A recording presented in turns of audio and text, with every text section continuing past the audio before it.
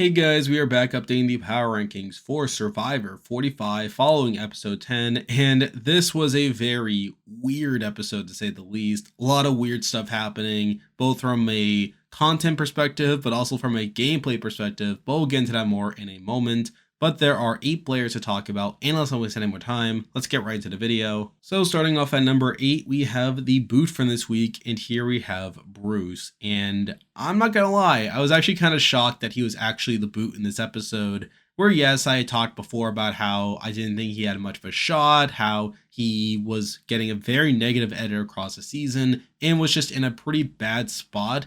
But at the same time, I didn't think he would actually be dumb enough to not play the idol when he knew that he was vulnerable. And yet, that's what happens here. He does get tricked by Emily and company to not use his idol, and he gets taken out there. Now, even before that, he gets some weird content, like he tries testing this lie about the fact that he gave his idol to Kelly and she went out with it, which no one really believes. Emily even tells Drew, who initially believed it, that it was a lie. He obviously has his conflict with Jake, and through that, like, they're not really working together much. And obviously, by the end, he does ultimately get taken out here. And obviously, Bruce was a very interesting case to see on the season. Obviously, one of the more anticipated characters going into the season, considering he was on 44.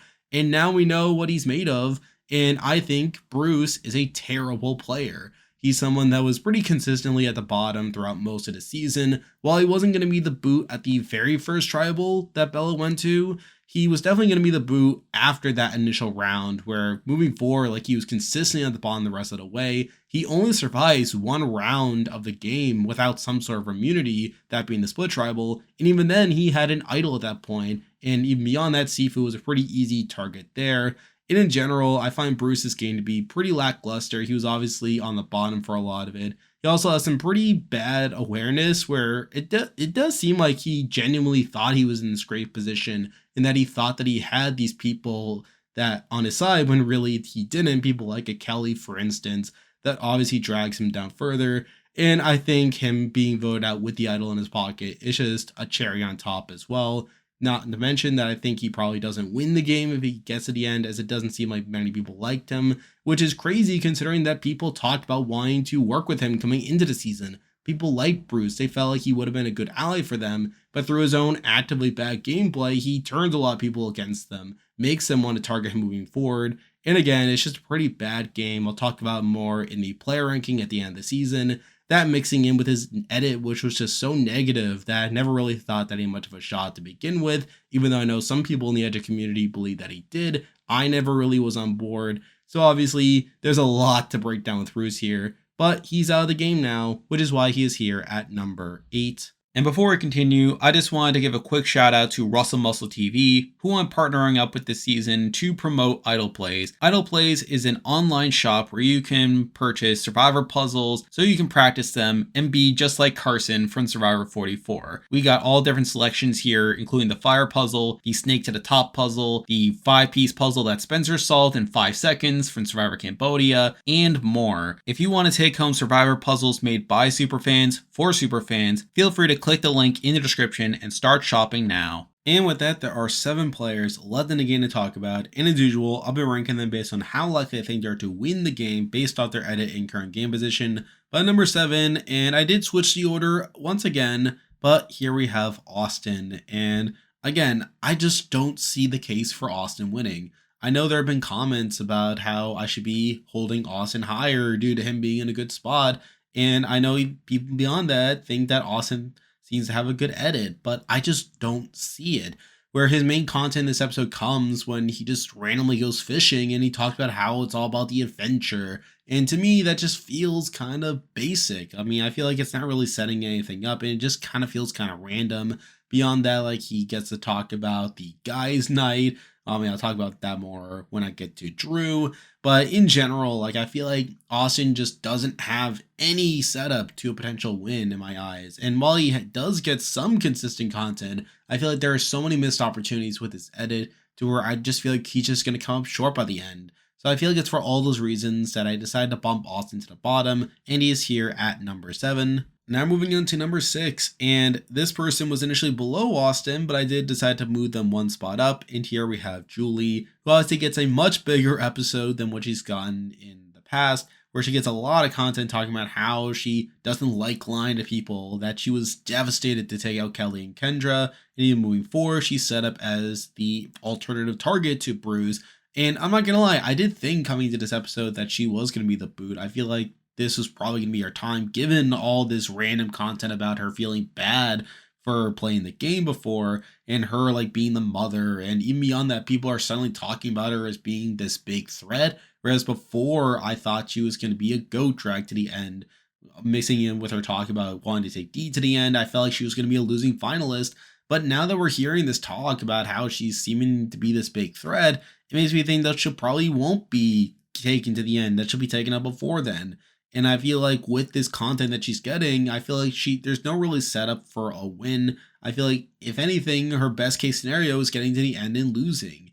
But I feel like with this new content that we've been getting about her feeling bad and in general her being a big threat, I feel like she's probably gonna be taken out before then. So I feel like for all those reasons, I still don't think Julie's gonna win, even with this content. And even though I was wrong in thinking she was gonna be taken out this episode based off her content, I feel like it's still being set up for her being taken out soon, which is why she is here at number 6. Now moving on to number 5, and this person has actually dropped a good amount since the last time that I talked about them. And here we have Drew. And straight up, I thought this was a bad episode for Drew. I mean, a lot of it is just him but dunking on Jake, which obviously at this point Jake's not winning. But I feel like the fact that they're highlighting this rivalry with Drew and Jake and really presenting Drew in a bad light to where we see that argument between Drew and Jake, where Jake's mad at Drew for presenting him as the backup target to Bruce once again, which obviously paints a target on his back.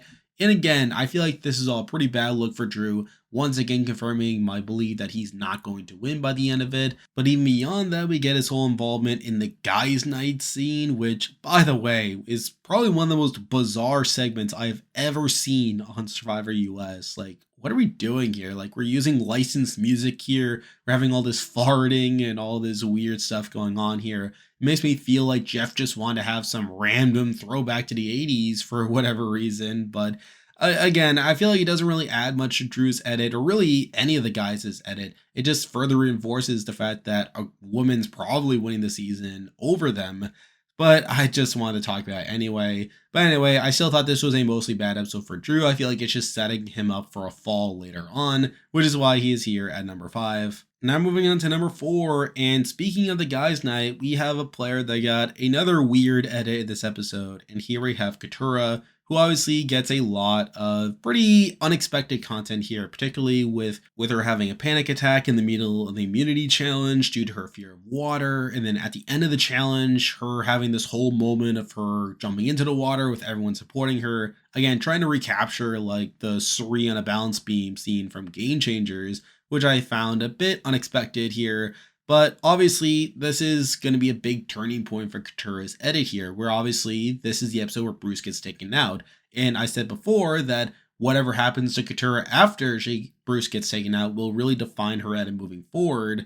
But at this point, we're just so deep into the season, and her edit has been so focused on Bruce to the point where I just don't feel like she's winning at this point. I feel like it's too late for her to really pivot in a way to where she can actually win the game. Though at the same time, like, she gets plenty of personal content on the reward, though some of that is circumstantial. She talks about needing to win the game and that she can't do it. She's focusing on all this sad stuff, which I think is also not, considering that, again, this is then followed by the immunity challenge and everything that happened there. So obviously there's not a ton of great stuff in terms of Coutura's overall win equity across the season. I don't really see her winning the game at this point, considering how late we are without her having much development. But again, I feel like compared to Drew, it's not as actively bad as Drew's edit at this point. And I feel like there's more of a case for her to get to the end at this point compared to Julie, who has been set up as a threat at this point. So obviously we'll have to see what happens with Coutura next week. I mean, there's even a chance that she could be the next boot for all we know. But obviously, I feel like at this point, Coutura is probably not winning, which is why she's here at number 4. Now moving on to number 3, and we have the same person in the spot as we did last week. And here we have Jake. And again, this episode is just more confirmation that Jake is not winning the game. I mean, he literally gets all this content in this episode about how he's at the bottom and that he's so upset that he's at the bottom to the point where he gets emotional about it. We see him once again at the bottom, like being the main target there. We see his sort of rivalry being set up with Drew to where Drew wanted to have him as the backup target in case Bruce sprays an idol there. He obviously gets 3 votes at this tribal, could have gone home had Bruce played the idol, which is pretty bad. And at this point, he's not going to win the game. I feel like he's in a very similar spot to people like an Owen from 43 or a Xander from 41. This underdog figure that isn't really impacting the game in any meaningful way. It's just going to be dragged to the end more than likely and not win. So I feel like that's a pretty big knock against this edit. And realistically, I could see him dropping further from this list simply due to my belief that he's not winning the game. But it's just the fact that everyone else below him is also probably not winning the game at this point, to where I decided I might as well just have him at number 3 because I'm at least certain that he's going to get to the end and lose, whereas I feel like the others have more of a shot at being taken out along the way. But again, at this point, I feel like there's a very blatant top 2, which I've been pretty certain about even last week, but I feel like this episode just further confirmed it. So I do have Jake here at number 3. Now moving on to number 2, and we all know who the top 2 are at this point. It's been the same top 2 now as it's been for a while at this point. And honestly, I am still very conflicted over who's actually going to win the season, as I feel like despite these top 2 being the very blatant frontrunners, I feel like they both have pretty big issues with their edits at this point that makes me hard to definitively say who's going to win. But number 2, I am going to stick to my guns. I did decide to go with Emily here. And obviously, Emily had a pretty massive edit in this episode where she obviously gets the bulk of the credit for taking out Bruce here, which I did find kind of weird, where she talks all this talk about trying to convince Bruce to not use his idol and take him out that way. And again, for a lot of the episode, I did not think it was going to work. I thought this was all just set up, sort of a misdirect, only to lead into Bruce playing his idol at Tribal. But no, like Emily does get her way here. She does be the one to take down Bruce here. She's the one to like really shift the focus onto Bruce. She's the one to tell Drew about Bruce's lie that he had given the idol to Kelly and gone out with it. Again, like she does get a lot of content here. And beyond that, she wins the reward challenge, gets a lot of personal content on that reward. She even gets an intro package talking about her boyfriend and how like she has really come around to seeing that she could spend the rest of his life with him.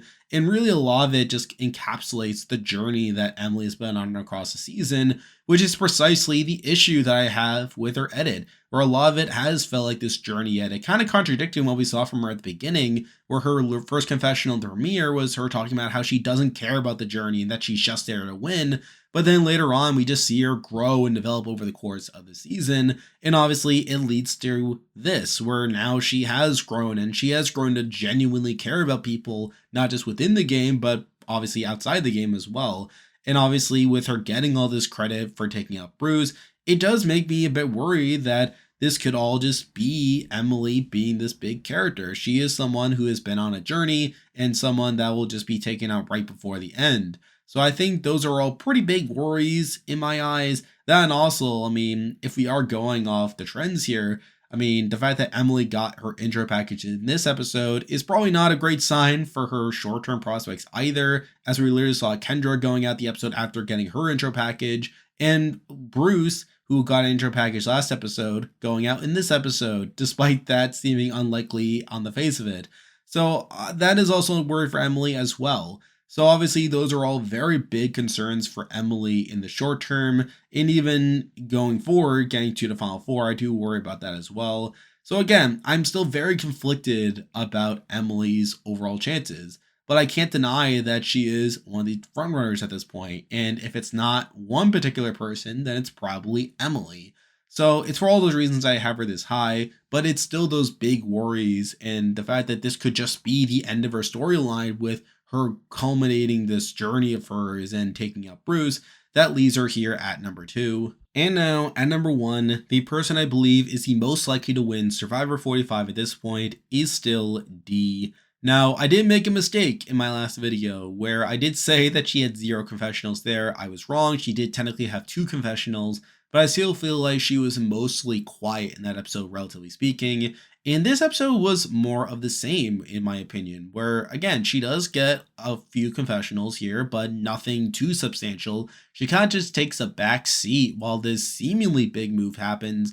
Now, realistically, taking up Bruce here is not that big of a move considering how much he was dunked on in the edit for much of the season and how little of a chance he seemed to have. But still, the fact that this is now the second episode in a row where D did not get that much content, considering that this is the post merge where the winner is usually starting to become more prevalent in the edit, is a worry in my eyes. And I think that's definitely something to think about. Not to mention the fact that we have now seen people talking about her as a threat at this point. Now, yes, some of that's been supplanted by Julie being a bigger threat, but still, we have gotten some moments here and there of D being talked about as a big threat. So I don't think D is necessarily out of the woods here either.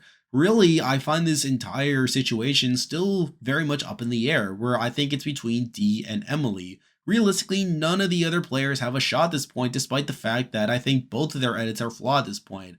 I just feel like it's going to be one of these two players here, especially with Emily talking about on the reward how a woman will win this season, which further solidifies to me that it's going to be one of these two. Now, yes, it could be a case of Emily winning the game there through that moment talking on the reward, but if it's not Emily, then I think that's D. And if it's not D, then it's probably Emily.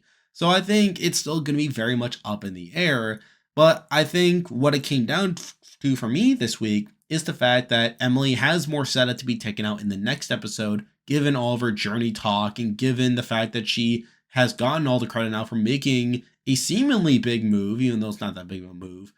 That makes me a bit worried about Emily in the short term. But if Emily is able to survive this next round, I do think the tide could shift in Emily's favor. So again, a lot of this is still up in the air for me. But for now, considering the worries that I have coming to the next episode, I did decide to give Dee the edge, at least this time. So she is here at number 1. And there we go, that will do for this week's video. If you like this content, be sure to like and subscribe, it really helps out with the channel. And I'll be back again next week to update the power rankings again, so you can stay tuned for that. I'm still covering The Amazing Race 35 as well as Survivor UK, so you can expect weekly power rankings of those shows. I am on Patreon, so if you want to consider supporting the channel, you can do so by clicking the link in the description, and you can also join the Discord server by also clicking the link in the description. There's a lot of stuff coming your way, but for now, that is the video. See ya.